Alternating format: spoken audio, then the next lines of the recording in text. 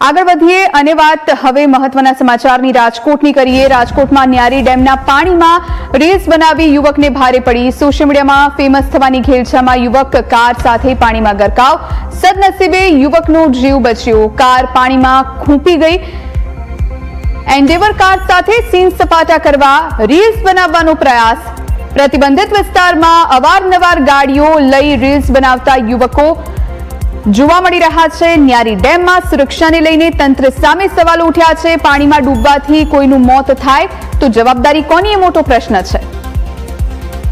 સંવાદદાતા ઋષિ phone line પર જોડાયા છે। ઋષિ, સીન સપાટા કરવા સોશિયલ મીડિયા પર ફેમસ થવું આજકાલ લોકોની જાણે ઘેલછા બની ગઈ હોય એવું લાગે છે, શું જાણકારી? રાજકોટના ન્યારી ડેમની આ ઘટના છે, જ્યાં ન્યારી ડેમમાં અવારનવાર આ પ્રકારના વિડીયો સામે આવતા હોય છે।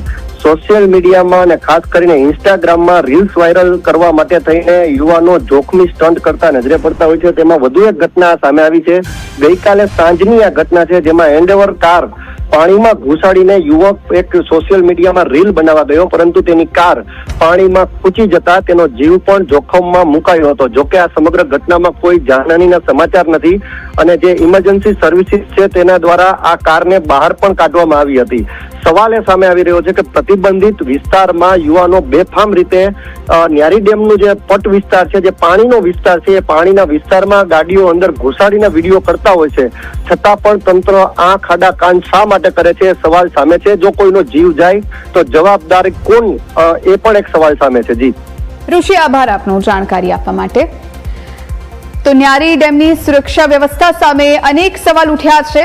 રીલ બનાવવાની ઘેલછામાં ક્યાંક કોઈકનો જીવ જશે તો જવાબદાર કોણ, એને લઈ અને પ્રશ્ન ઉભા થયા છે। સુરક્ષાના નિયમો માત્ર કાગળ પર જ છે કે તેનો અમલ પણ થાય છે, એ મોટો પ્રશ્ન છે। પ્રતિબંધિત વિસ્તારમાં વાહનો સાથે પ્રવેશ આખરે કેવી રીતે મળે છે, કોની પરમિશનથી મળે છે, એ પણ મોટો પ્રશ્ન છે।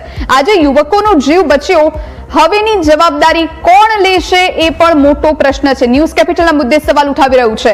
ન્યારી ડેમમાં સુરક્ષા વ્યવસ્થા અને દેખરેખની જવાબદારી કોની, એ પણ મોટો સવાલ છે।